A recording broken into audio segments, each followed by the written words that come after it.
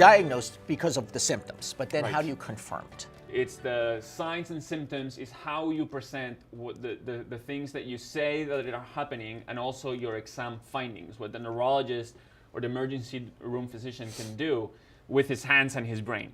So that's all you need. That's all you need. That's all you need to No, diagnose a there's stroke. no imaging that needs to be done, or So you evasive do tests? need to do imaging to further differentiate whether this is that 87% we talked about where there's a lack of blood flow to an area of the brain, or you're on that 13% where there's some kind of bleeding. So talk to me about this medication. Is it new medication? How does it work? Well, it's not necessarily new. It was approved in 1995, for the treatment of stroke. And as time has gone by, there's been more development on the systems of care to be able to capture the patient, triage them appropriately, and give them medication fast. And we heard it in the video that we saw that there's a 3-hour window. Why is there a 3-hour window? Why is it so tight? So we can give TPA now up to 4.5 hours from when the symptoms started. And it goes back to the concept that the brain doesn't sustain too long without oxygen. It's holding your breath underneath the water. How long can you do that before suffocating?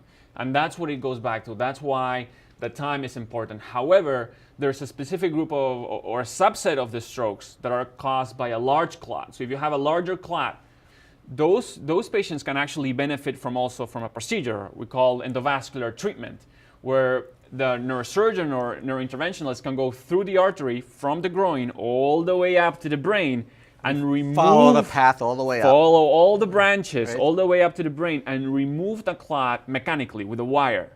Now, those patients, we know there's a group of them that can sustain out to 24 hours even. Before the injury is irreversible, and even if you open up the artery, the damage is done.